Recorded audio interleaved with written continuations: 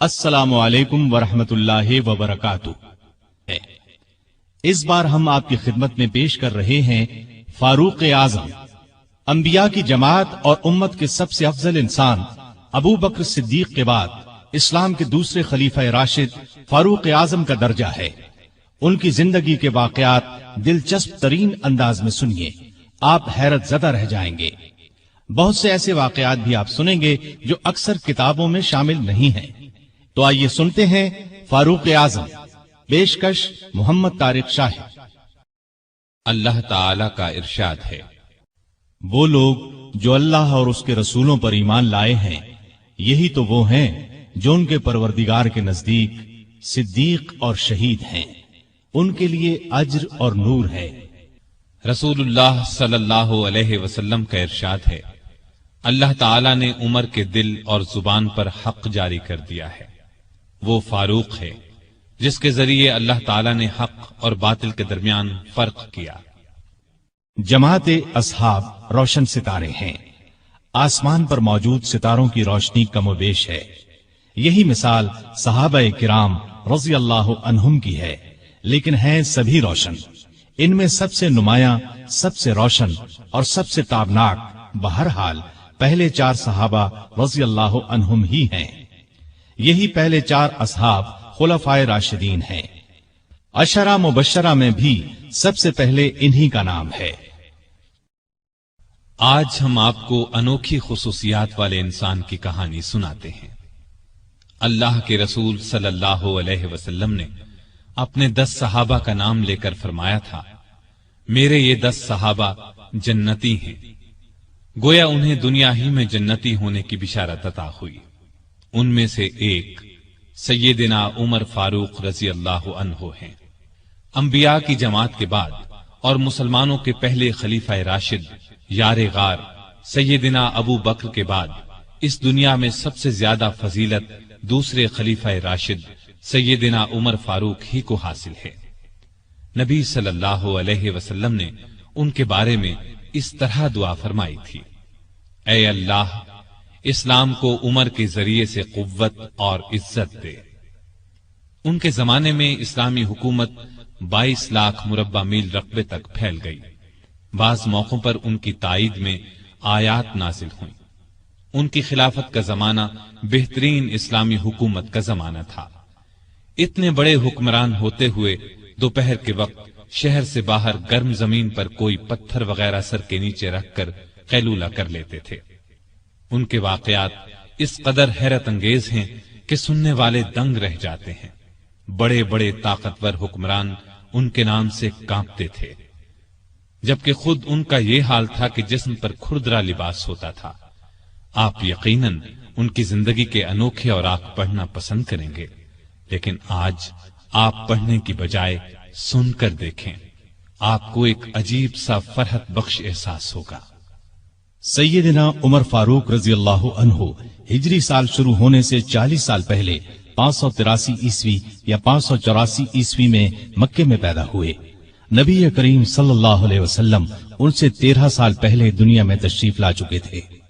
والدین نے نام عمر رکھا، کنیت ابو حفص تھی، لقب فاروق تھا، یعنی حق اور باطل میں فرق کرنے والا۔ یہ لقب انہیں نبی کریم صلی اللہ علیہ وسلم نے عطا فرمایا۔ حضرت عمر کا سلسلہ نسب 8ویں پشت میں نبی کریم سے جا ملتا ہے۔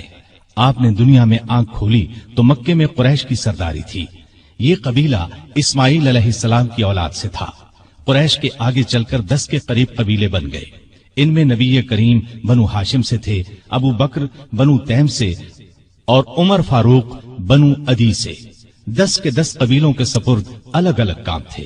مثلاً کوئی خانہ کعبہ کی دیکھ بھال کرتا تھا تو کوئی حاجیوں کو پانی پلاتا تھا، کوئی جھگڑوں کے فیصلے کرتا تھا۔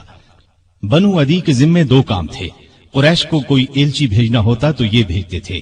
دوسرا کام یہ تھا کہ 2 گروہوں میں جھگڑا ہو جاتا تو بنو عدی کا سردار فیصلہ کرتا تھا۔ بنو عدی کے گھر صفا اور مروہ پہاڑیوں کے درمیان میں تھے۔ عمر یہیں پیدا ہوئے اور پرورش پائی۔ ان کے والد خطاب بنو عدی کے سردار تھے۔ جس زمانے میں نبی کریم صلی اللہ علیہ وسلم نے نبوت کا اعلان کیا، خطاب فوت ہو چکے تھے۔ سیدنا عمر کے بچپن کے حالات کسی کتاب میں نہیں ملتے۔ इतना जिक्र मिलता है कि बड़े हुए तो बाप ने ऊंट चराने पर लगा दिया। ऊंट चराते हुए कभी थक कर बैठ जाते तो बाप मारा करता था। जवानी की उम्र को पहुंचने तक लिखना पढ़ना सीख लिया था। नबी करीम सल्लल्लाहु अलैहि वसल्लम ने जब ऐलान नबूवत किया तो कुरैश में कुल 17 आदमी लिखना पढ़ना जानते थे। इनमें उमर फारूक भी थे। इसके अलावा उन्होंने सिपाहगरी, तेगजनी और घुड़सवारी में कमाल हासिल किया। घुड़सवारी का हाल ये था कि उछलकर घोड़े पर बैठ जाते। कुश्ती का फन भी सीखा। ऊंचे कद के ताकतवर आदमी थे। चोटी के कई पहलवानों से मुकाबले जीते। शायर नहीं थे, अशार पसंद करते थे। तकरीर करने का ढंग भी आता था। मिजाज में गुस्सा और सख्ती थी। जवान होने पर तिजारत का पेशा इख्तियार किया। नबी करीम ने नबूवत का ऐलान किया तो उनकी उम्र 27 साल थी। उस वक्त कुरैश में बहुत ऊंची हैसियत के मालिक थे। मक्के के मुअज़्ज़ज़ लोगों में शुमार होता था। उनके भाई ज़ैद बिन खत्ताब, बहन फातिमा बिनते खत्ताब और बहनोई सईद बिन ज़ैद ने जल्द ही इस्लाम कबूल कर लिया। लेकिन उमर अपने बाप दादा के मजहब पर सख्ती से कायम रहे। डटकर इस्लाम की मुखालिफत की। मुसलमान हो जाने वालों को मारते पीटते थे। मारते पीटते 6 साल गुजर गए, लेकिन उमर किसी एक इंसान को भी इस्लाम से न फेर सके। इस दौरान में कुछ वाकयात ऐसे पेश आए जिनकी वजह से वो सख्त उलझन में पड़ गए। कभी इस्लाम की तरफ माइल होते, कभी मुसलमानों के खिलाफ नफरत महसूस करते। इसकी वजह यह थी कि रसूल करीम सल्लल्लाहु अलैहि वसल्लम के मुताल्लिक कुरैश के काफिरों ने मशहूर कर रखा था कि वो जादूगर हैं। उस जमाने में एक रोज उन्होंने रसूल पाक सल्लल्लाहु अलैहि वसल्लम को हरम शरीफ के अंदर नमाज पढ़ते देखा तो वो आपके पीछे खड़े हो गए। उस वक्त आप सल्लल्लाहु अलैहि वसल्लम कुरान पाक की सूरतुल हाका की बुलंद आवाज में तिलावत कर रहे थे। अल्लाह के कलाम ने उन पर बहुत असर किया। उन्हें यकीन हो गया कि आप न तो जादूगर हैं और न शायर हैं। दिल में इस्लाम के लिए नर्म गोशा पैदा हो गया, लेकिन बाप दादा का मजहब छोड़ने पर अब भी तैयार न हुए। कासिम बिन उस्मान की रिवायत में आया है कि एक दिन तबीयत ने जोश मारा। इरादा किया कि जिस हस्ती की वजह से वो उलझन में हैं, क्यों न उन्हें खत्म कर दें। चुनाचे नंगी तलवार हाथ में लेकर निकले।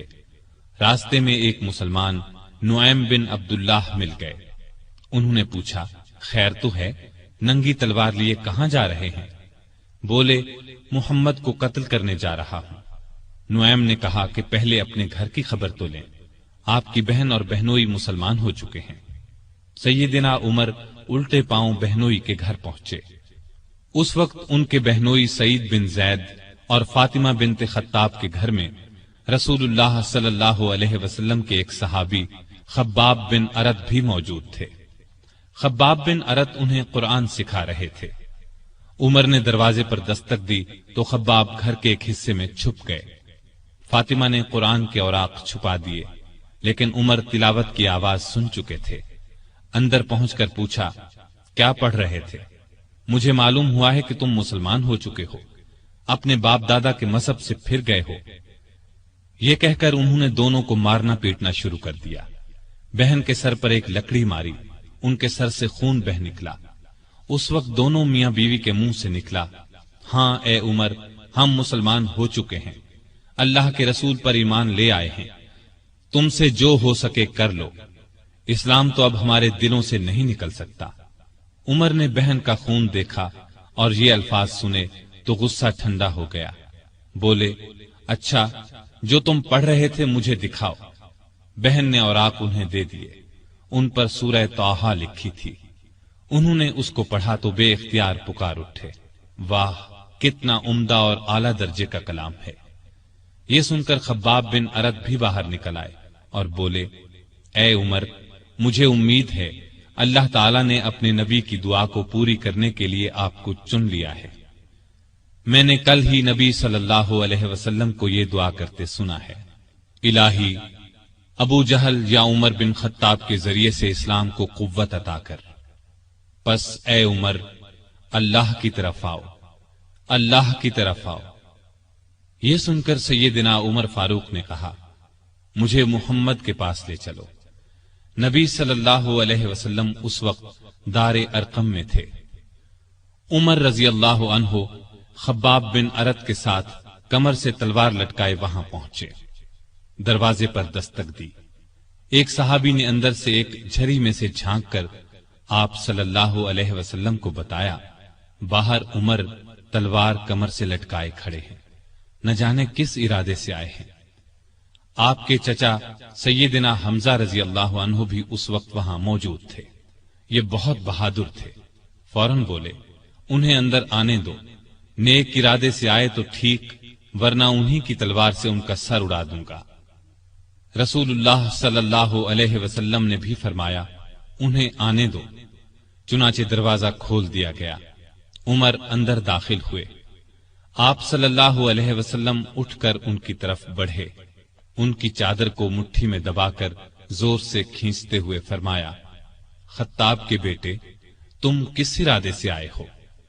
सैयदना उमर रजी अल्लाह अन्हु ने अर्ज किया, ए अल्लाह के रसूल, मैं अल्लाह और उसके रसूल पर ईमान लाने के लिए हाजिर हुआ हूं। इस पर आप सल्लल्लाहु अलैहि वसल्लम ने जोर से अल्लाहु अकबर फरमाया। बाकी मुसलमानों ने भी अल्लाहु अकबर का नारा लगाया। अब उमर रजी अल्लाह अन्हु ने कलिमा पढ़ा, फिर बोले, ए अल्लाह के रसूल, क्या हम हक पर नहीं हैं? आपने फरमाया, उस जात की कसम जिसके कब्जे में मेरी जान है, तुम लोग हक पर हो। यह सुनकर सैयदना उमर फारूक ने अर्ज किया, जब हम हक पर हैं और काफिर गलत रास्ते पर, तो फिर अपना दीन क्यों छुपाएं? आपने फरमाया, ए उमर, अभी हमारी तादाद थोड़ी है और तुम देख रहे हो कि हम किन हालात से गुजर रहे हैं। सैयदना उमर ने यह सुनकर फरमाया, उस जात की कसम जिसने आपको नबी बनाकर भेजा है, मैं इस्लाम लाने से पहले जिन लोगों में उठता बैठता था, अब मुसलमान होकर उनके सामने जाऊंगा। इस पर तमाम मुसलमान दारे अरकम से 2 सफ़ें बनाकर निकले और काबे की तरफ रवाना हुए। एक सफ में उमर थे, दूसरी में हमजा। सब ने मस्जिद हराम में नमाज अदा की। कुरैश ने ये देखा तो तैश में आ गए। उस वक्त तो कुछ न कहा। जब उमर तन्हा नजर आए तो उन पर हमला कर दिया। उन्होंने भी डटकर मुकाबला किया। आखिर काफिर उन्हें छोड़कर चले गए। ये वाकया नबूवत के 6 साल पेश आया। ईमान लाने के बाद 6 साल तक मक्के में रहे, फिर दूसरे मुसलमानों के साथ मदीने की तरफ हिजरत की। ऐसे में कुफ्फार को मुखातिब होकर फरमाया, मैं आज मक्के से जा रहा हूं, किसी में हिम्मत है तो मुझे रोक कर दिखाए। कोई आगे न आया। इस तरह आप कुबा पहुंचे। फिर नबी करीम सल्लल्लाहु अलैहि वसल्लम और अबू बकर हिजरत करके वहां तशरीफ लाए। मस्जिद कुबा की तामीर के बाद सब ने मदीने का रुख किया। हिजरत के वक्त सैयदना उमर फारूक की उम्र 40 साल के करीब थी। उसके बाद वो 23 बरस इस दुनिया में रहे। ये सारा जमाना मदीने में गुजारा। मस्जिद नबवी की तामीर में हिस्सा लिया। आप सल्लल्लाहु अलैहि वसल्लम ने मुहाजिरीन और अंसार में भाईचारा कराया तो इत्बान बिन मालिक को उनका भाई बनाया। उन्होंने अपना निस्फ मकान इन्हें दे दिया। अब्दुल्ला बिन जैद ने ख्वाब में आजान के अल्फाज सुने। उन्होंने ये अल्फाज नबी करीम सल्लल्लाहु अलैहि वसल्लम को सुनाए तो आप सल्लल्लाहु अलैहि वसल्लम ने सैयदना बिलाल को हुक्म दिया, अजान कहें। जो ही उन्होंने अजान शुरू की, सैयदना उमर फारूक अपनी चादर घसीटते हुए आए और बोले, ए अल्लाह के रसूल सल्लल्लाहु अलैहि वसल्लम, उस जात की कसम जिसने आपको नबी बनाकर भेजा है, मैंने भी बिल्कुल यही अल्फाज ख्वाब में सुने हैं। ये सुनकर आप बहुत खुश हुए। आज तक अजान इन्हीं अल्फाज में दी जा रही है और क़यामत तक दी जाती रहेगी। हिजरत के दूसरे साल बद्र की लड़ाई पेश आई। सैयदना उमर फारूक भी इस गज़वे में शरीक हुए। इस गज़वे में उन्होंने एक नामी बहादुर आस बिन हिशाम को कत्ल किया। ये रिश्ते में उनका मामू था। अगले साल उहद की लड़ाई हुई। सैयदना उमर उस लड़ाई में भी शरीक हुए। बद्र की लड़ाई में उमर फारूक की बेटी सैयदा हफ्सा बेवा हो गई थी। नबी करीम सल्लल्लाहु अलैहि वसल्लम की ख्वाहिश पर सैयदना उमर ने उनका निकाह आपसे कर दिया। इस तरह वो रसूल करीम सल्लल्लाहु अलैहि वसल्लम के सुसर बने। उनकी बेटी को मोमिनों की मां का दर्जा हासिल हुआ। हिजरत के 5वें साल शव्वाल में खंदक की लड़ाई पेश आई। सैयदना उमर ने भी खंदक खोदी। खंदक के एक हिस्से की हिफाजत सैयदना उमर के सपुर्द की गई। बाद में उस जगह उनके नाम से मस्जिद तामीर की गई जो आज भी मौजूद है। हिजरत के 6 साल नबी करीम सल्लल्लाहु अलैहि वसल्लम ने काबे की जियारत का इरादा फरमाया। आप 1400 सहाबा के साथ रवाना हुए। उनमें सैयदना उमर भी थे। हुदैबिया के मकाम पर काफिरों से जो मुआहदा हुआ तो कुछ दूसरे सहाबा के साथ वो सैयदना उमर पर भी गिरां गुजरा। वो रसूलुल्लाह सल्लल्लाहु अलैहि वसल्लम की खिदमत में हाजिर हुए और अर्ज की, क्या आप अल्लाह के सच्चे नबी नहीं हैं? आपने फरमाया, यकीनन मैं अल्लाह का सच्चा नबी हूँ। कहा, क्या हम हक पर और हमारा दुश्मन बातिल पर नहीं है? आपने फरमाया, हम हक पर और हमारा दुश्मन बातिल पर है। कहा, ए अल्लाह के रसूल, जब हम हक पर और हमारा दुश्मन बातिल पर है तो फिर दबकर क्यों सुलह करें? आपने फरमाया, मैं अल्लाह का रसूल हूँ, अल्लाह के हुक्म के खिलाफ नहीं करता, वही मेरा मददगार है। सैयदना उमर फिर अबू बकर सिद्दीक के पास गए और उनसे भी यही कहा तो उन्होंने फरमाया, ए जवान, बिला शुबा नबी करीम सल्लल्लाहु अलैहि वसल्लम अल्लाह के रसूल हैं। वो अपने रब की नाफरमानी नहीं कर सकते और वही उनका नासिर व मददगार है। बस उनकी रिकाब को थामे रहो, यानी हर मुआमले में उनकी फरमाबरदारी करो। नबी करीम सल्लल्लाहु अलैहि वसल्लम ने फरमाया, मैं अल्लाह का रसूल हूँ, अल्लाह के हुक्म के खिलाफ नहीं करता, वही मेरा मददगार है। तब जाकर सैयदना उमर को इत्मीनान हुआ। नबी करीम सल्लल्लाहु अलैहि वसल्लम वापस रवाना हुए तो सूरा फतह नासिल हुई। आपने सैयदना उमर को बुलाकर अल्लाह ताला का ये इरशाद सुनाया कि हमने आपको खुली फतह अता की। साथ ही आपने फरमाया, मुझ पर आज ऐसी सूरत नाजिल हुई है जो मुझे इस दुनिया से ज्यादा प्यारी है। सैयदना उमर रजी अल्लाह अन्हु ने हुदैबिया की सुलह के मौके पर जो गुफ्तगू की थी वो खुलूस नीयत पर मबनी थी। फिर भी उन्हें तमाम जिंदगी इस बात का अफसोस रहा कि क्यों उन्होंने इस तरह के सवाल जवाब किए। इसके बदले में उन्होंने बहुत से रोजे रखे, कई गुलाम आजाद किए और बहुत सी नफल नमाजें पढ़ी। हिजरत के 7वें साल खैबर की लड़ाई हुई, इसमें भी सैयदना उमर रजी अल्लाह अन्हु शरीक थे। ज़िक़ाद 7 हिजरी में नबी सल्लल्लाहु अलैहि वसल्लम उम्रे के लिए तशरीफ ले गए। 2000 मुसलमान आपके साथ थे। सैयदना उमर भी उनमें शामिल थे। ज़ाते सलासिल की जंग में भी शरीक हुए। सलासिल जगह का नाम है, या उस मकाम पर कबीला जुजाम का एक चश्मा था जिसका नाम सलसल था। मुसलमान लश्कर इसी चश्मे पर उतरा था, इसीलिए इस गजवे को ज़ातुस सलासिल कहा जाता है। 8 हिजरी 10 रमजान को रसूलुल्लाह सल्लल्लाहु अलैहि वसल्लम 10,000 हथियारबंद सहाबा के साथ मदीने से मक्के की तरफ रवाना हुए। उनमें सैयदना उमर भी शामिल थे। मक्के से कुछ फासले पर आप सल्लल्लाहु अलैहि वसल्लम ने पड़ाव डाला। इस मैदान का नाम अब वादिये फातिमा है। कुरैश के सरदार अबू सुफियान ने 2 आदमियों को हालात मालूम करने के लिए भेजा। फिर अबू सुफियान खुद नबी करीम सल्लल्लाहु अलैहि वसल्लम की खिदमत में हाजिर हुए। ऐसे में सैयदना उमर रजी अल्लाह अन्हु ने अर्ज किया, ए अल्लाह के रसूल, मुझे इजाजत दें, मैं अबू सुफियान का सर उड़ा दूं। लेकिन आपने ऐसा करने की इजाजत न दी।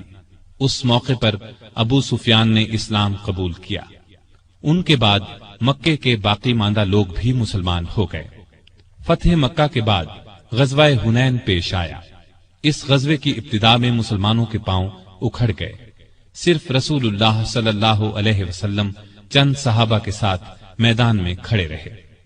इनमें सैयदना उमर भी थे। फिर सैयदना अब्बास रजी अल्लाह अन्हु की आवाज पर मुसलमान पलटे और कुफ्फार को शिकस्त दी। तबूक की लड़ाई के लिए सैयदना उमर ने अपने माल का निस्फ हिस्सा नबी सल्लल्लाहु अलैहि वसल्लम की खिदमत में पेश किया। हज्जतुल वदा के मौके पर भी सैयदना उमर साथ थे। इस हज के बाद ही आप सल्लल्लाहु अलैहि वसल्लम इस दुनिया से रुखसत हुए। सफर 11 हिजरी में आप सल्लल्लाहु अलैहि वसल्लम ने उसामा बिन जैद को इस्लामी लश्कर का सिपाह सालार मुकर्रर किया और हुक्म दिया कि जाकर रूमियों से मूता की लड़ाई का बदला ले। मूता की लड़ाई हिजरत के 8वें साल में हुई थी। इसमें उसामा के वालिद जैद और बहुत से सहाबा रजी अल्लाह अन्हुम शहीद हो गए थे। चुनाचे आपने ये लश्कर रवाना फरमाया। इसमें बड़े बड़े सहाबा के साथ सैयदना उमर भी शरीक थे। आप सल्लल्लाहु अलैहि वसल्लम ने रहलत फरमाई तो सैयदना उमर रजी अल्लाह अन्हु को आपकी वफात का यकीन ही नहीं आता था। वो ये ऐलान कर रहे थे, जो शख्स ये कहेगा कि रसूलुल्लाह सल्लल्लाहु अलैहि वसल्लम ने वफात पाई है, मैं उसकी गर्दन उड़ा दूंगा। پھر ابو بکر رضی اللہ عنہ کے سمجھانے پر یقین آیا کہ نبی صلی اللہ علیہ وسلم رحلت فرما چکے ہیں۔ آپ صلی اللہ علیہ وسلم کی وفات کے بعد خلافت کے مسئلے پر مسلمانوں میں اختلاف پیدا ہوا تو اس موقع پر سیدنا عمر نے ابو بکر رضی اللہ عنہ کا نام خلافت کے لیے سب کے سامنے رکھا۔ سبھی نے اس سے اتفاق کیا۔ ابو بکر کے بارے میں سیدنا عمر کے یہ الفاظ ہیں: ابو بکر رسول اللہ صلی اللہ علیہ وسلم کے صحابی ہیں، غار کے ساتھی ہیں، یہ تمام مسلمانوں سے زیادہ تمہارے معاملات کے والی ہونے کے حقدار ہیں۔ خلیفہ بننے کے بعد سیدنا ابو بکر نے سب سے پہلے اسامہ بن زید کا لشکر روانہ فرمایا۔ یہ لشکر نبی کریم صلی اللہ علیہ وسلم کی شدید علالت کی وجہ سے مرینا سے باہر مقام جرح پر ٹھہر گیا تھا اور پھر وفات کی وجہ سے روانہ نہ ہو سکا تھا۔ اس موقع پر سیدنا ابو بکر نے اسامہ بن زید سے کہا کہ سیدنا عمر فاروق رضی اللہ عنہ کو ان کے پاس چھوڑ جائیں، کیونکہ ان کے مشوروں کی ضرورت پڑے گی۔ اسامہ بن زید نے خوشی سے یہ بات منظور کی۔ ابو بکر کی خلافت 2.25 برس رہی۔ تمام عرصے میں سیدنا عمر ان کے خاص مشیر رہے۔ اس دوران میں سیدنا عمر نے سیدنا ابو بکر کو مشورہ دیا کہ قرآن کو ایک جگہ جمع کر دیا جائے۔ انہوں نے یہ مشورہ اس لیے دیا کہ یمامہ کی لڑائی میں قرآن مجید کے حافظ بہت سے صحابہ شہید ہو گئے تھے۔ آخر یہ کام زید بن ثابت، سیدنا عمر اور بہت سے دوسرے صحابہ رضی اللہ عنہم کی مدد سے مکمل ہوا۔ جمادی الاولیٰ 13 ہجری میں سیدنا ابو بکر سخت بیمار ہو گئے۔ بچنے کی امید نہ رہی تو انہوں نے خلافت کے بارے میں چند بڑے بڑے صحابہ سے مشورہ کیا۔ خود انہوں نے سیدنا عمر کا نام تجویز کیا۔ بعض صحابہ نے اس پر کہا کہ وہ مزاج کے بہت سخت ہیں۔ اس پر ابو بکر نے فرمایا جب ان پر خلافت کا بوجھ پڑے گا تو نرم ہو جائیں گے۔ اس طرح تمام مسلمانوں کا سیدنا عمر کی خلافت پر اتفاق ہو گیا۔ سیدنا ابو بکر نے آخر وقت میں سیدنا عمر کو یہ وصیت کی کہ عراق میں مسلمان ایرانیوں سے لڑ رہے ہیں، ان کے لیے فوراً مدد بھیجی جائے۔ اس وصیت کے بعد 22 جمادی الاخری کو سیدنا ابو بکر نے وفات پائی۔ تمام مسلمانوں نے خوشی سے سیدنا عمر کی بیعت کر لی۔ اس طرح وہ مسلمانوں کے دوسرے خلیفہ راشد بنے۔ خلیفہ بنتے ہی انہوں نے ابو بکر کی وصیت کے مطابق عراق کی طرف ایک لشکر روانہ کیا۔ ابو عبیدہ رضی اللہ عنہ کو لشکر کا سالار مقرر فرمایا اور اس طرح مسلمانوں کی عظیم الشان فتوحات کا سنہری دور شروع ہوا۔ عراق، مدائن، حلوان، جزیرہ، خوزستان، نہاوند، اصفہان، ہمدان، آذربائیجان، تبرستان، آرمینیا، فارس، کرمان، خراسان، سیستان، مکران، دمشق، ہمس، لاذقیہ، یرموک، قنسرین، حلب، انطاکیہ اور بیت المقدس فتح ہوئے۔ بیت المقدس کی فتح کا واقعہ کچھ اس طرح ہے کہ مجاہدین اسلام نے قریباً 3 سال میں سارا شام فتح کر لیا۔ اب فلسطین کے صرف 2 بڑے شہر رہ گئے تھے، بیت المقدس جسے یروشلم بھی کہا جاتا ہے اور قیصاریہ۔ اس زمانے میں فلسطین شام ہی کا حصہ تھا۔ 16 ہجری میں مسلمانوں نے دوسری لڑائیوں سے فارغ ہو کر بیت المقدس کا محاصرہ کر لیا۔ اس شہر میں ابراہیم علیہ السلام، اسحاق علیہ السلام، سلیمان علیہ السلام، عیسیٰ علیہ السلام اور دوسرے نبیوں کی بہت سی یادگاریں ہیں۔ رسول اللہ صلی اللہ علیہ وسلم کی بھی معراج کے سفر میں پہلی منزل یہی تھی۔ مسلمانوں کا پہلا قبلہ بھی یہی تھا۔ نہ صرف یہودی اور عیسائی بلکہ مسلمان بھی اس کی بہت عزت کرتے تھے اور کرتے ہیں۔ مسلمانوں نے جب بیت المقدس کا محاصرہ کیا تو شہر کے باشندوں نے شہر کے دروازے بند کر لیے۔ چند دن تو اس طرح گزرے، پھر انہوں نے مسلمانوں کے سپہ سالار ابو عبیدہ بن جراح کو پیغام بھیجا کہ ہم شہر مسلمانوں کے حوالے کرنے کے لیے تیار ہیں، لیکن شرط یہ ہے کہ مسلمانوں کے خلیفہ خود یہاں آئیں اور صلح کا معاہدہ کریں۔ ابو عبیدہ بن جراح نے یہ بات سیدنا عمر کو لکھ بھیجی۔ خلیفہ ثانی سیدنا عمر نے صحابہ سے مشورہ کر کے وہاں جانے کا فیصلہ کیا۔ آپ نے رجب 16 ہجری میں حضرت علی رضی اللہ عنہ کو اپنا قائم مقام بنایا اور روانہ ہو گئے۔ اس وقت دنیا کے بڑے بڑے حکمران ان کا نام سن کر کانپتے تھے، لیکن اپنے وقت کے سب سے بڑے حاکم کے سفر کا حال یہ تھا کہ چند بزرگ صحابہ کے سوا ان کے ساتھ کوئی نہیں تھا۔ فوج، نہ خیمے، نہ قارے، نہ جھنڈے، ایک اونٹ پر سوار تھے، اس پر ستو اور کھجور کے 2 تھیلے لادے ہوئے تھے۔ ایک طرف پانی کی مشک لٹک رہی تھی، راستے میں کھانے کا وقت آتا تو سب مل کر کھا لیتے۔ آپ کا لباس بہت معمولی سا تھا۔ بیت المقدس کے قریب پہنچے تو صحابہ نے مشورہ دیا کہ لباس تبدیل کر لے۔ قیمتی پوشاک پیش کی، لیکن آپ نے وہ لباس پہننے سے انکار کر دیا اور فرمایا، اللہ نے ہمیں جو عزت دی ہے وہ اسلام کی وجہ سے ہے اور ہمارے لیے یہی کافی ہے۔ غرض اسی حالت میں شہر میں داخل ہوئے۔ عیسائیوں نے شہر آپ کے حوالے کر دیا۔ مسلمانوں نے وہاں ایک مسجد بنائی، اس کا نام مسجد عمر رکھا۔ یہ آج بھی موجود ہے اور اب تک مسجد عمر کہلاتی ہے۔ 14 ہجری میں مسلمانوں نے ہمس کو فتح کر لیا تھا۔ 17 ہجری کو روم کے بادشاہ ہرقل نے ہمس مسلمانوں سے چھیننے کے لیے سمندر کے راستے فوج بھیجی۔ اس فوج نے ہمس کا محاصرہ کر لیا۔ جزیرے کے لوگوں نے بھی ہرقل کو ایسا کرنے پر اکسایا تھا، چنانچہ جزیرے سے بھی 30,000 فوج آ کر ہرقل کی فوج سے مل گئی۔ سیدنا ابو عبیدہ بن جراح رضی اللہ عنہ نے ان حالات کی اطلاع سیدنا عمر فاروق کو بھیجی تو انہوں نے ان کی مدد کے لیے مزید فوج روانہ کی۔ دوسری طرف سہیل بن عدی کی سرکردگی میں ایک فوج جزیرے کی طرف روانہ کر دی۔ خود بھی مدینے سے چل کر دمشق آ گئے تاکہ نزدیک سے تمام حالات پر نظر رکھ سکیں۔ سہیل بن عدی جزیرے کی طرف بڑھے تو جزیرے سے ہمس کی طرف روانہ ہونے والی فوج کو اپنے گھر کی فکر پڑ گئی۔ وہ ہرقل کی فوج کا ساتھ چھوڑ کر واپس جزیرے چلے گئے۔ ادھر ابو عبیدہ بن جراح نے خالد بن ولید کے مشورے سے شہر سے نکل کر ہرقل کی فوج پر حملہ کر دیا۔ گھمسان کی لڑائی کے بعد رومیوں نے بدترین شکست کھائی۔ 4,000 رومیوں نے اسلام قبول کر لیا، 4,000 مارے گئے اور باقی بھاگ نکلے۔ اس لڑائی کے بعد پھر کبھی ہرقل کو شام پر چڑھائی کی جرأت نہ ہوئی۔ 18 ہجری میں عراق میں طاعون کی وبا پھیلی، اس میں بڑے بڑے صحابہ فوت ہو گئے۔ چند ایک کے نام یہ ہیں: ابو عبیدہ بن جراح جو مسلمانوں کی فوج کے سپہ سالار بھی تھے، معاذ بن جبل رضی اللہ عنہ، یزید بن ابی سفیان رضی اللہ عنہ، شرحبیل بن حسنہ رضی اللہ عنہ اور کئی بڑے بڑے صحابہ اس وبا میں فوت ہوئے۔ دور فاروقی میں عرب میں قحط پڑا، ایسے میں سیدنا عمر نے رعایا کی خبرگیری میں دن رات ایک کر دیا۔ انسانوں کے لیے خوراک تھی نہ جانوروں کے لیے۔ سیدنا عمر کو انسانوں اور جانوروں کی یہ بدحالی دیکھ کر بہت صدمہ ہوا۔ انہوں نے بیت المال میں جتنا غلہ تھا سب مسلمانوں میں تقسیم کر دیا، جو نقدی تھی وہ بھی مسلمانوں میں تقسیم کر دی۔ تمام صوبوں کے حاکموں کو خط لکھے کہ فوراً زیادہ سے زیادہ غلہ روانہ کرو۔ چنانچہ ابو عبیدہ بن جراح نے شام کے علاقے سے 4,000 اونٹ غلے سے لدے ہوئے بھیجے۔ عمرو بن عاص نے مصر سے سمندر کے راستے بحری جہاز روانہ کیے۔ ان میں ہر جہاز پر 6,000 من غلہ لدا ہوا تھا۔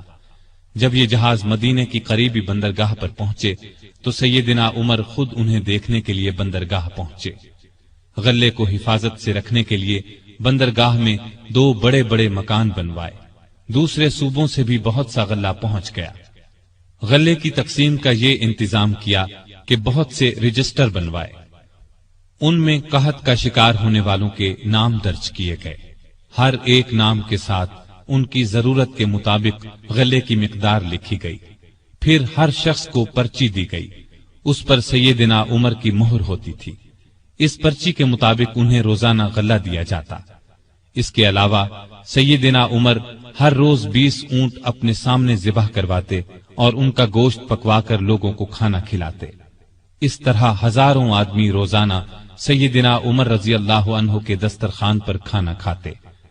غلے کے علاوہ لوگوں میں کپڑے اور کھجوریں بھی تقسیم کی جاتی، اور خود اپنا یہ حال تھا کہ اس زمانے میں گوشت، دودھ اور گھی کھانا بالکل چھوڑ دیا تھا۔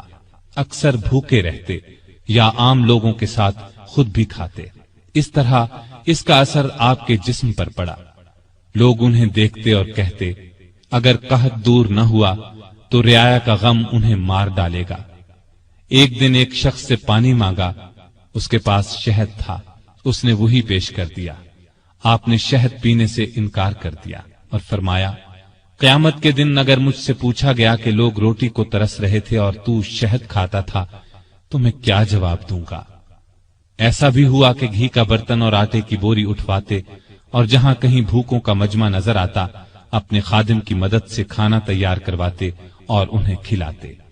دیہاتوں میں جاتے، وہاں اونٹ ذبح کرتے، گوشت، آٹا اور کپڑے لوگوں میں تقسیم کرتے، قحط کے دنوں میں سخت بے چین رہتے اور دعا کرتے تھے، اے اللہ میرے عملوں کی وجہ سے محمد صلی اللہ علیہ وسلم کی امت کو تباہ نہ کر۔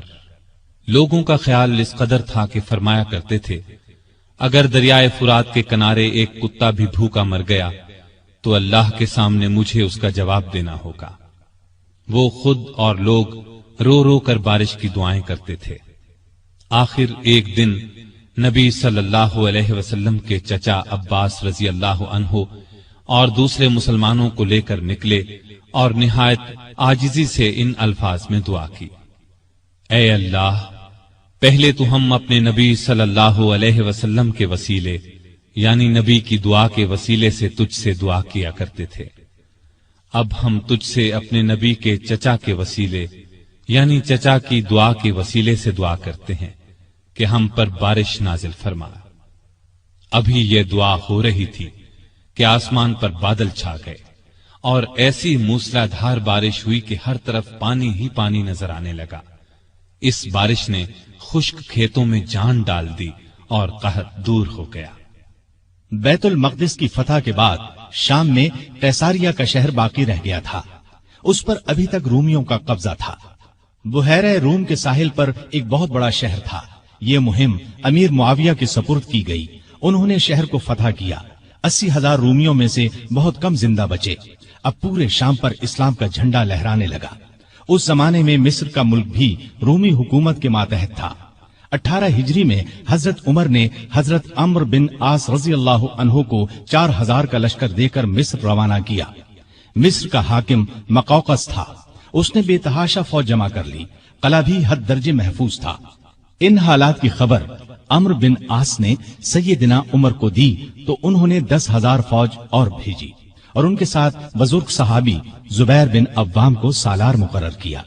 ان کے ہاتھ پر قلعہ فتح ہوا۔ اس کے بعد اسکندریہ کی باری آئی۔ اسکندریہ کی فتح کے بعد سیدنا عمر نے عمرو بن عاص کو مصر کا گورنر مقرر کیا۔ دریائے نیل مصر کا ایک بہت بڑا دریا تھا۔ تاریخ میں ہے کہ ایک دن بہت سے مصری عمرو بن عاص کے پاس آئے اور کہا، اس سال دریائے نیل میں پانی بہت کم رہ گیا ہے، ہماری فصلیں برباد ہو رہی ہیں۔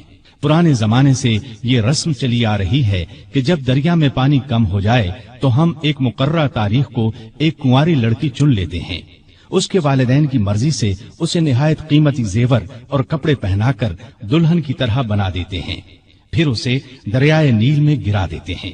اس طرح دریا میں پانی چڑھ جاتا ہے، ارد گرد کے تمام علاقے سیراب ہو جاتے ہیں۔ اگر آپ اجازت دیں تو ہم یہ رسم ادا کریں۔ عمرو بن عاص نے کہا، یہ تو بڑی ظالمانہ رسم ہے۔ جواب میں انہوں نے کہا، اگر آپ نے ہمیں یہ رسم ادا کرنے کی اجازت نہ دی تو ملک میں قحط پڑ جائے گا، ہم تباہ ہو جائیں گے۔ عمرو بن عاص نے فرمایا، تم لوگ نادان ہو، اللہ کے حکم کے بغیر دریا میں پانی ہرگز کم یا زیادہ نہیں ہو سکتا۔ اسلام ایسی فضول رسموں کو مٹانے کے لیے آیا ہے۔ میں تمہیں ایک بے گناہ لڑکی پر ظلم کرنے کی اجازت نہیں دوں گا۔ مصری مایوس ہو کر لوٹ گئے۔ اتفاق سے دریا میں پانی کم ہو گیا، لوگ قحط کے ڈر سے وطن چھوڑنے کی تیاری کرنے لگے۔ سیدنا عمرو بن عاص نے یہ سارا قصہ سیدنا عمر کو لکھ بھیجا۔ انہوں نے جواب میں لکھا، الحمدللہ آپ نے مصریوں کو بالکل ٹھیک جواب دیا، اسلام واقعی ایسی فضول رسموں کو مٹانے کے لیے آیا ہے۔ میں ایک خط بھیج رہا ہوں، اس کو دریائے نیل میں ڈال دینا۔ عمرو بن عاص نے خط کو دریا میں ڈالنے سے پہلے اس کی عبارت پڑھی۔ اس کے الفاظ یہ تھے، اے نیل، اگر تو اپنے اختیار سے بہہ رہا ہے تو مت بہہ، اور اگر تو اللہ تعالیٰ کے حکم سے بہہ رہا ہے تو میں اللہ تعالیٰ کے حضور دعا کرتا ہوں کہ وہ تجھے پہلے کی طرح زیادہ پانی کے ساتھ جاری کر دے۔ یہ رقعہ دریا میں ڈال دیا گیا۔ دوسرے دن جب مصر کے لوگ سو کر اٹھے تو انہوں نے اللہ کی قدرت کا عجیب نظارہ دیکھا۔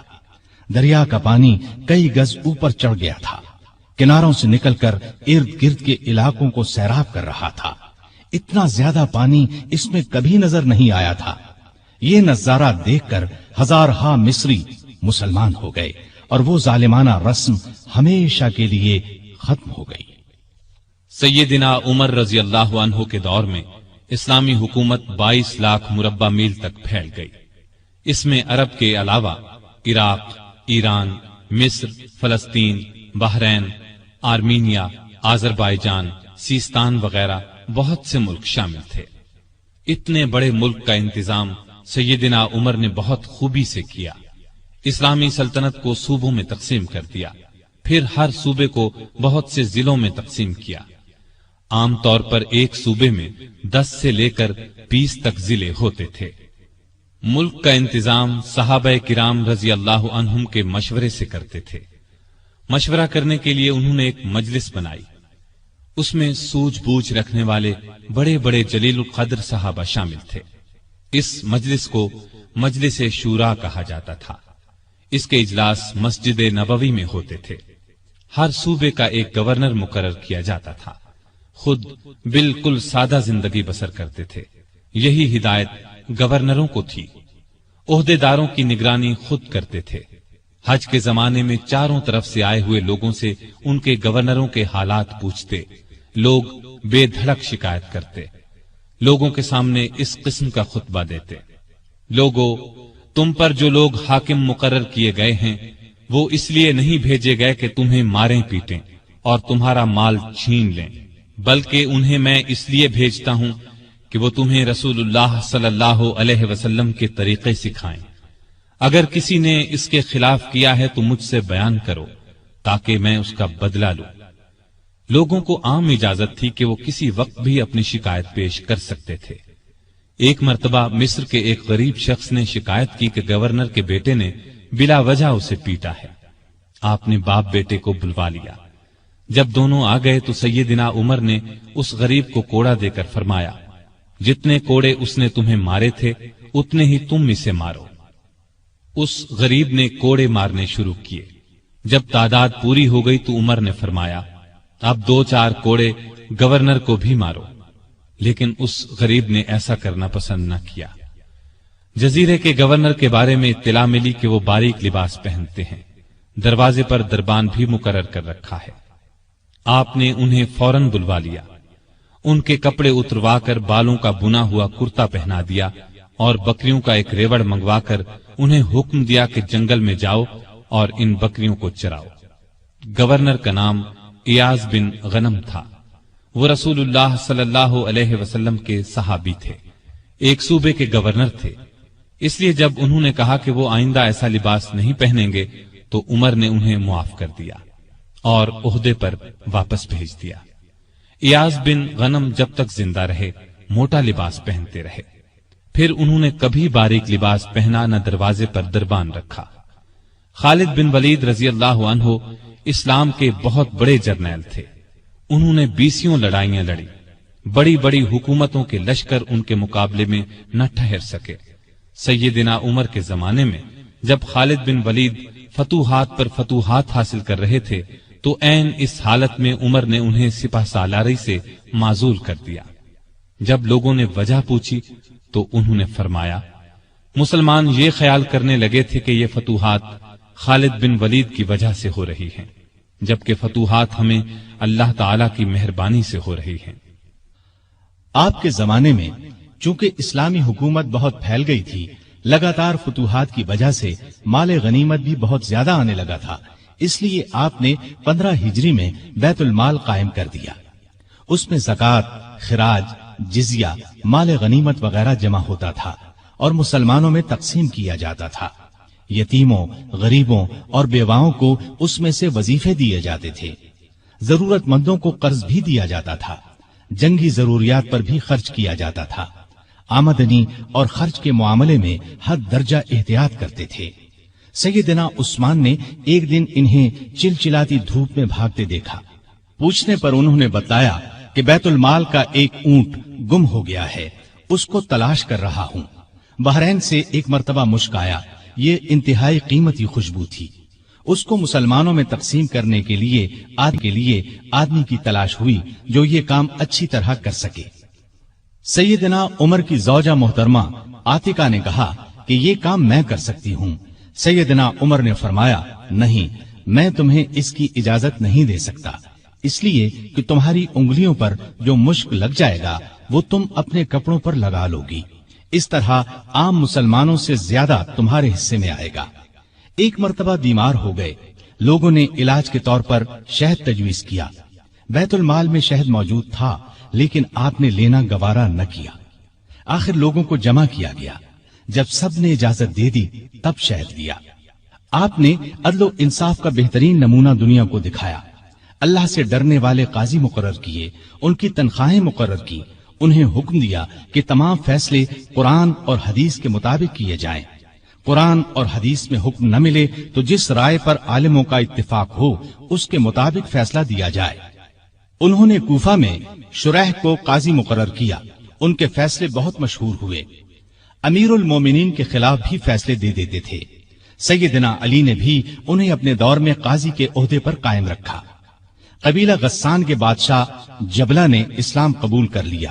وہ حج کرنے کے لیے آیا، اس کی چادر پر ایک غریب بدو کا پاؤں آ گیا۔ اس نے بدو کو زور سے تھپڑ دے مارا، بدو کی ناک کی ہڈی ٹوٹ گئی۔ وہ سیدنا عمر کی خدمت میں حاضر ہو گیا، انصاف کا طلبگار ہوا۔ سیدنا عمر نے جبلہ کو بلا بھیجا، وہ حاضر ہوا تو آپ نے اسے کہا، تم نے اس غریب مسلمان سے زیادتی کی ہے، لہذا بدلہ دو۔ یہ غریب تمہیں اس جگہ تھپڑ مارے گا جس جگہ اس کے منہ پر تھپڑ لگا ہے۔ ہاں، اگر تم اس سے معافی مانگ لو اور یہ معاف کر دے تو اور بات ہے۔ جبلہ نے کہا، مجھے ایک دن کی مہلت دی جائے تاکہ میں غور کر سکوں۔ جبلہ کو ایک دن کی مہلت مل گئی۔ وہ وہاں سے فرار ہو کر شام چلا گیا اور دوبارہ عیسائی مذہب اختیار کر لیا۔ ایک مرتبہ حج کے موقع پر ایک شخص نے گورنر کی شکایت کی کہ اس نے مجھے بے قصور 100 کوڑے مارے ہیں۔ سیدنا عمر رضی اللہ عنہ نے شکایت درست پائی تو حکم دیا، تم بھی اسے 100 کوڑے مارو۔ ایک عیسائی کسان نے شکایت کی کہ اس کے کھیتوں سے مسلمان فوج گزری ہے جس سے اس کا نقصان ہوا ہے۔ آپ نے بیت المال سے اسے 10,000 درہم دینے کا حکم دیا۔ سیدنا عمر فاروق نے عام لوگوں کو منع کر دیا کہ وہ شریعت کے کسی مسئلے پر اپنا فیصلہ دیں۔ اس کام کے لیے انہوں نے فتوے جاری کرنے کا محکمہ قائم کیا۔ فتوے دینے والے بزرگوں کے نام یہ ہیں: سیدنا عثمان، سیدنا علی، سیدنا عبد الرحمن بن عوف، سیدنا ابی بن قعب، سیدنا معاذ بن جبل، سیدنا زید بن ثابت، سیدنا ابو درداء، سیدنا ابو ہریرہ رضی اللہ تعالی عنہم۔ سیدنا عمر رضی اللہ تعالی عنہ نے پولیس کا محکمہ قائم کیا۔ رعایا کی خبرگیری رکھنے کے لیے راتوں کو گشت لگایا کرتے تھے۔ ملک شام کے سفر سے لوٹ رہے تھے کہ ایک بڑھیا نظر آئی۔ اس سے پوچھا کہ بڑی بھی عمر کے بارے میں کچھ معلوم ہے؟ وہ بولی، ہاں، سنا ہے شام گیا ہوا ہے، اللہ اس سے سمجھے، آج تک اس نے مجھے پھوٹی کوڑی تک نہیں دی۔ اسے معلوم نہیں میں کتنی تنگی سے گزارا کر رہی ہوں۔ سیدنا عمر نے یہ سن کر فرمایا، بڑی بھی تم نے جا کر عمر کو اپنا حال بتایا؟ بڑھیا نے کہا، اگر اسے رعایا کا حال معلوم نہیں تو خلافت کیوں کرتا ہے؟ سیدنا عمر فاروق رضی اللہ عنہ یہ سن کر رو پڑے۔ پھر اس سے پوچھا، تم کیا لے کر عمر کو معاف کر سکتی ہو؟ اس نے کہا، اگر مجھے 25 دینار مل جائیں تو معاف کر دوں گی۔ آپ نے اسی وقت اسے 25 دینار دے دیے۔ وہ خوش ہو کر دعائیں دینے لگی، اللہ عمر کو معاف کرے، اس پر اپنی رحمت نازل کرے۔ بعد میں سیدنا عمر رضی اللہ عنہ نے اس کا وظیفہ مقرر فرما دیا۔ ایک رات گشت کے دوران میں چند بچوں کے رونے کی آواز سنی۔ معلوم ہوا کہ بچے بھوکے ہیں اور ماں نے انہیں بہلانے کے لیے ہانڈی میں صرف پانی ڈال کر آگ جلا رکھی ہے۔ آپ اسی وقت خادم اسلم کے ساتھ بیت المال گئے، آٹا، گوشت، گھی اور کھجوریں نکال کر خادم سے فرمایا، یہ تمام چیزیں میری کمر پر رکھ دو۔ اسلم نے عرض کیا، آپ کیوں تکلیف کرتے ہیں، میں اٹھا لیتا ہوں۔ آپ نے فرمایا، نہیں، قیامت کے دن میرا بوجھ تم نہیں اٹھاؤ گے۔ پھر سب چیزیں اپنی کمر پر لاد کر لائے، خود کھانا تیار کیا، خود چولہا پھونکا، کھانا تیار ہونے پر اپنے سامنے بچوں کو کھلایا۔ انہوں نے پیٹ بھر کر کھایا، پھر اچھلنے کودنے لگے۔ سیدنا عمر انہیں اچھلتے کودتے دیکھتے اور خوش ہوتے رہے۔ عورت نے ان سے کہا، اللہ تمہیں نیک بدلہ دے، امیر المؤمنین بننے کے لائق تو تم ہو، نہ کہ سیدنا عمر۔ سیدنا عمر فاروق رضی اللہ عنہ یہ سن کر مسکرائے، پھر واپس مدینہ آئے اور اس عورت کا وظیفہ مقرر کر دیا۔ ایک روز شام کے وقت مدینے کے باہر ایک قافلہ اترا۔ سیدنا عمر نے عبد الرحمن بن عوف رضی اللہ عنہ کو ساتھ لیا اور رات بھر قافلے کا پہرا دیتے رہے۔ ایک قافلے میں ایک ننھے بچے کو روتے دیکھا تو اس کی ماں پر ناراض ہوئے کہ بچے کو دودھ کیوں نہیں پلاتی۔ وہ آپ کو پہچانتی نہیں تھی۔ کہنے لگی، امیر المؤمنین نے حکم دیا ہے کہ جب تک بچے ماں کا دودھ پیتے رہیں بیت المال سے ان کا وظیفہ مقرر نہ کیا جائے۔ میں اس کا دودھ چھڑا رہی ہوں تاکہ وظیفہ لگ جائے۔ یہ ہے اس کے رونے کی وجہ۔ سیدنا عمر یہ سن کر روئے، پھر اعلان کر دیا کہ جس دن کوئی بچہ پیدا ہوگا اس کا وظیفہ اسی دن سے مقرر ہو جائے گا۔ ایک مرتبہ لوگوں کو کھانا کھلا رہے تھے، ایک شخص کو بائیں ہاتھ سے کھانا کھاتے دیکھا۔ نزدیک جا کر اس سے کہا، دائیں ہاتھ سے کیوں نہیں کھاتے؟ اس نے کہا، میرا دائیں ہاتھ موتا کی لڑائی میں کٹ گیا تھا۔ یہ سن کر سیدنا عمر رونے لگے، اس کے پاس بیٹھ گئے اور بولے، افسوس، تمہیں وضو کون کراتا ہوگا؟ پھر اس کی خدمت کے لیے ایک خادم دیا اور ضرورت کی چیزیں اس کے گھر بھجوائیں۔ ایک رات گشت کے دوران میں ایک عورت کی آواز سنی۔ وہ اپنی بچی سے کہہ رہی تھی، دودھ میں پانی ملا دے۔ بیٹی نے یہ سن کر کہا، ماں، امیر المؤمنین کا حکم ہے کوئی دودھ میں پانی نہ ملائے۔ ماں نے یہ سن کر کہا، باتیں نہ بنا، پانی ملا۔ امیر المؤمنین کون سا دیکھ رہے ہیں؟ لڑکی نے کہا، امیر المؤمنین تو نہیں دیکھ رہے، مگر اللہ تو دیکھ رہا ہے۔ سیدنا عمر نے ماں بیٹی کی یہ گفتگو سنی تو اپنے خادم سے کہا، اس گھر کو اچھی طرح پہچان لو۔ دوسرے دن ان کے بارے میں پتہ کروایا۔ انہیں لڑکی کی ایمانداری اس قدر پسند آئی کہ اپنے بیٹے عاصم کے لیے رشتہ مانگ لیا۔ اس طرح یہ شادی ہوئی۔ بنو امیہ کے عمر بن عبدالعزیز رحمت اللہ علیہ اسی خاتون کے نواسے تھے۔ انہیں عدل و انصاف، سادگی، پرہیزگاری کی وجہ سے دوسرا عمر کہا جاتا ہے۔ ان کا دور بہترین دور ہوا۔ مدینے کی ایک بے سہارا اندھی عورت کے گھر کی صفائی امیر المومنین خود کیا کرتے تھے۔ رسول اللہ صلی اللہ علیہ وسلم کے ایک صحابی سعید بن یربوک کی آخری عمر میں بینائی جاتی رہی۔ ان کے لیے ایک خادم مقرر کیا جو انہیں مسجد تک لاتا تھا۔ راستہ چلتے ایک عورت نے سیدنا عمر فاروق کو روک لیا اور کہا، میں رسول اللہ صلی اللہ علیہ وسلم کے صحابی خفاف بن ایما کی بیٹی ہوں۔ شوہر فوت ہو گیا ہے، چھوٹے چھوٹے بچے ہیں، کوئی زمین بھی نہیں ہے۔ بچوں کو گھر میں چھوڑ کر محنت مزدوری بھی نہیں کر سکتی کہ بچوں کو کوئی نقصان نہ پہنچ جائے۔ حضرت عمر نے اس کی پوری بات توجہ سے سنی اور فرمایا، تم تھوڑی دیر یہیں ٹھہرو۔ یہ کہہ کر گھر گئے۔ واپس لوٹے، ایک موٹے تازے اونٹ پر بہت سا سامان لدا ہوا ساتھ لائے۔ اس پر کپڑے اور نقد رقم بھی تھی۔ اس عورت سے فرمایا، یہ اونٹ لے جاؤ، جب ختم ہو جائے تو بتا دینا۔ جہاد پر جانے والے مسلمانوں کے گھر والوں کا بہت خیال رکھتے تھے۔ ان کے گھروں میں جا کر ان کی عورتوں سے کہتے، تمہیں بازار سے کچھ منگوانا ہو تو میں لا دیتا ہوں۔ بیوہ عورتوں کا پانی بھر دیتے۔ مجاہدین کے خط آتے تو یہ خط خود ان کے گھروں میں پہنچاتے، ان سے جواب لے کر مجاہدین کو بھجواتے۔ بیت المال سے حاجت مندوں کو دیتے۔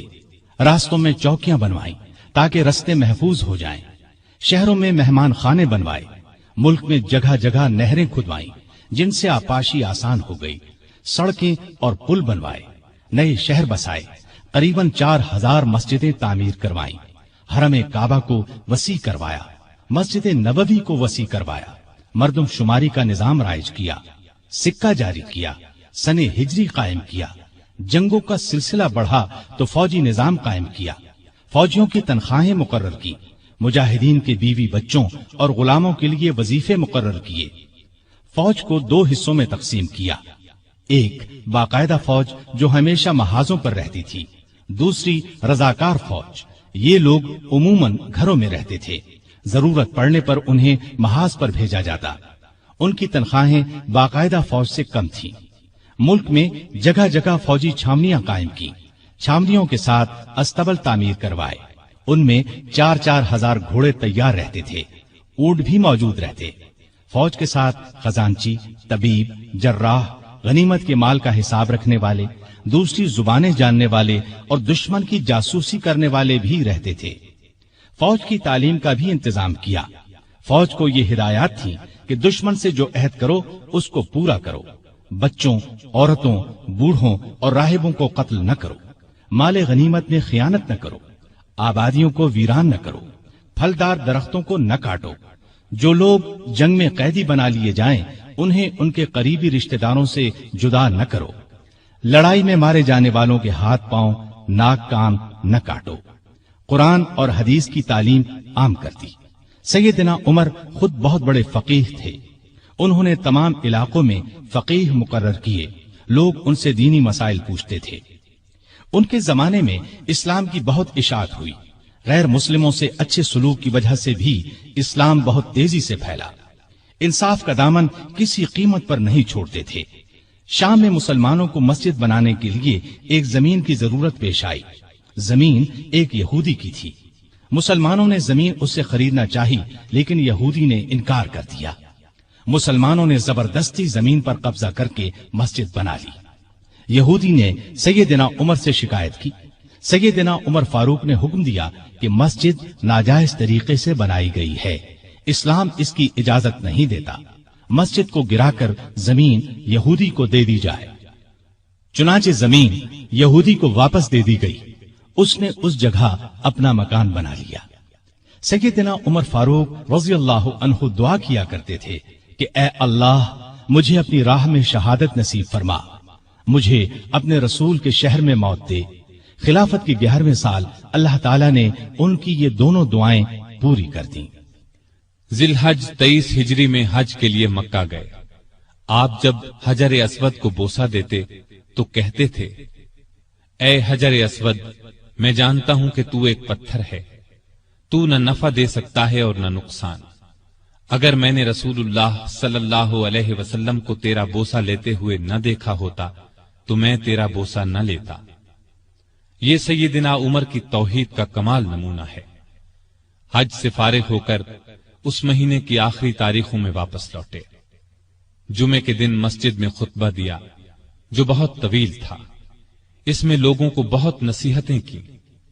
इस खुतबे में आपने एक ख्वाब का जिक्र किया और फरमाया, मैं समझता हूं मेरी मौत का वक्त आ पहुंचा है। इसके साथ ही खिलाफत के बारे में कुछ ऐसी बातें बयान की जिनसे मालूम होता था कि आइंदा होने वाले खलीफा के बारे में परेशान हैं। मदीने में मुगीरा बिन शोबा का एक गुलाम था। ये ईरानी था, अच्छा कारीगर था। उसका नाम अबू लुअलो फैरोज था। एक दिन सैयदना उमर से शिकायत की कि मैं दिन भर काम करके जो कुछ कमाता हूं, मेरा आका उसमें से बहुत ज्यादा रकम ले लेता है। इसमें कमी करा दें। सैयदना उमर ने पूछा, तुम कौन सा काम जानते हो? उसने कहा, मैं लुहार भी हूं, बढ़ई भी हूं और बेल बूटे भी बनाना जानता हूं। सैयदना उमर ने दरियाफ्त किया, तुम्हारा आका तुमसे रोजाना कितनी रकम लेता है? उसने कहा, 2 दिरहम रोजाना। इस पर सैयदना उमर ने फरमाया, तुम जो काम जानते हो उसके मुकाबले में तो ये रकम ज्यादा मालूम नहीं होती। इस पर अबू लुअलो नाराज होकर चला गया। अगले दिन अबू लुअलो फज्र की नमाज से पहले मस्जिद में छुप कर बैठ गया। सैयदना उमर लोगों को नमाज पढ़ाने लगे तो उसने कोने से निकलकर 2 धारी खंजर से अमीरुल मोमिनीन पर 6 वार किए और फिर सफों में खड़े मुसलमानों को जख्मी करता बाहर भागा, लेकिन मुसलमानों ने पकड़ लिया। इस पर उसने वही खंजर अपने पेट में झोंक लिया और मर गया। उधर अमीरुल मोमिनीन शदीद जख्मी हो गए। انہوں نے عبد الرحمن بن عوف رضی اللہ عنہ کا ہاتھ پکڑ کر اپنی جگہ کھڑا کر دیا، خود زمین پر گر پڑے۔ لوگوں نے نماز سے فارغ ہو کر دیکھا جن مسلمانوں کو ابو لؤلؤ نے زخمی کیا تھا ان میں سے 7 دم توڑ چکے تھے، باقی بہت زیادہ زخمی نہیں ہوئے تھے۔ البتہ سیدنا عمر کی حالت نازک تھی۔ ایسے میں انہوں نے عبداللہ بن عباس سے پوچھا، مجھے کس نے مارا ہے؟ انہوں نے بتایا، مغیرہ بن شعبہ کے غلام ابو لؤلؤ نے۔ یہ سن کر فرمایا، اللہ کا شکر ہے، میری موت کسی ایسے شخص کے ہاتھ سے نہیں ہوئی جو اسلام کا دعویٰ کرتا ہو۔ لوگ انہیں اٹھا کر گھر لائے، دودھ پلایا گیا تو وہ زخموں کے راستے باہر آ گیا۔ اب سب کو یقین ہو گیا کہ امیر المؤمنین کا آخری وقت آ پہنچا ہے۔ لوگ غم سے نڈھال ہو گئے، ان سے ملنے کے لیے آنے لگے۔ ایک نوجوان ایسے میں ملنے آیا، اس نے کہا، اے امیر المؤمنین، آپ اللہ کی بشارت سے خوش ہو جائیں، آپ ان اصحاب میں سے ہیں جو بہت پہلے اسلام لائے اور رسول اللہ کے ساتھی بنے، خلیفہ بنائے گئے تو آپ نے انصاف سے کام لیا، پھر آخر آپ کو شہادت نصیب ہو گئی۔ یہ سن کر سیدنا عمر نے فرمایا، اے بھتیجے، اللہ کرے یہ چیزیں میرے گناہوں کے برابر برابر ہی ہو جائیں، مجھے کوئی عذاب ہو نہ ثواب۔ مطلب ان کے کہنے کا یہ تھا کہ بس عذاب سے بچ جاؤں۔ وہ نوجوان واپس جانے لگا تو سیدنا عمر فاروق رضی اللہ عنہ کی نظر اس کی چادر پر پڑی جو زمین کو چھو رہی تھی۔ اس نازک حالت میں بھی انہیں شریعت کا اس قدر پاس تھا کہ فرمایا، اس نوجوان کو واپس بلاؤ۔ اسے واپس ان کے سامنے لایا گیا تو فرمایا، اے بھتیجے، اپنا تہبند اونچا باندھو، اس سے کپڑا بھی صاف رہے گا اور تمہارے رب کے نزدیک یہ پرہیزگاری کی بات بھی ہے۔ سیدنا ابن عباس رضی اللہ عنہ نے ان کا مرتبہ اور نیکیاں بیان کی تو فرمایا، اللہ کی قسم، اگر میرے پاس دنیا بھر کا سونا ہوتا تو اس سے پہلے کہ میں اللہ کے عذاب کو دیکھوں میں اسے اللہ کی راہ میں دے دیتا، یعنی عذاب کے خوف سے سارا سونا خیرات کر دیتا۔ اس کے بعد اپنے بیٹے عبداللہ کو بلایا، ان سے پوچھا کہ مجھ پر کتنا قرض ہے۔ انہوں نے حساب لگا کر بتایا 86,000 درہم۔ اس پر انہیں کچھ ہدایات دی، آخر میں فرمایا، اس قرض کو میری طرف سے ادا کر دینا۔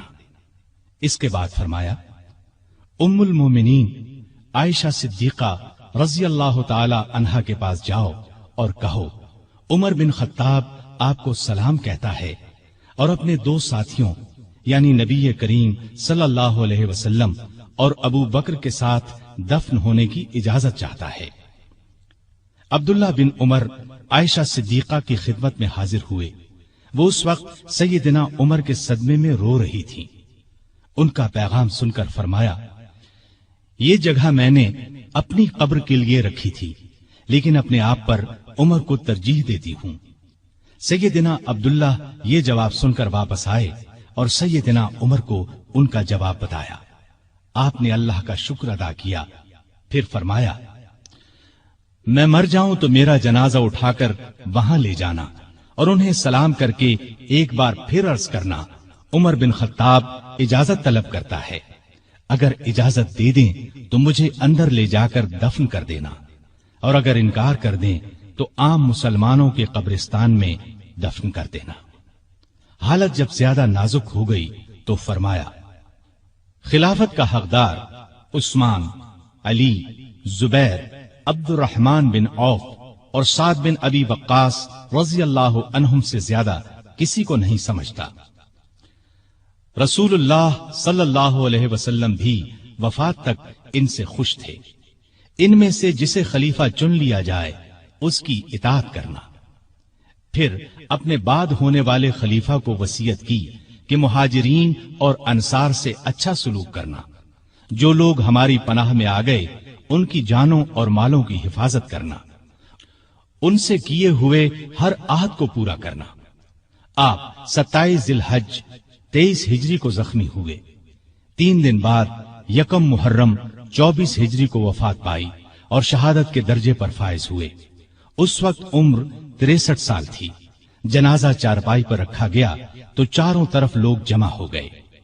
सैयदना अली रजी अल्लाह अन्हु आए तो फरमाया, अल्लाह आप पर रहम फरमाए, आपने कोई ऐसा शख्स नहीं छोड़ा कि अल्लाह के सामने जाने के लिए मुझे उसके अमल आपके अमल से ज्यादा पसंद हो। अल्लाह की कसम, मुझे उम्मीद थी कि अल्लाह आपको आपके दोनों साथियों के साथ रखेगा, इसलिए कि मैं अक्सर रसूलुल्लाह सल्लल्लाहु अलैहि वसल्लम को इस तरह फरमाते हुए सुना करता था, मैं गया और अबू बकर उमर गए, मैं दाखिल हुआ और अबू बकर उमर दाखिल हुए, मैं निकला और अबू बकर उमर निकले।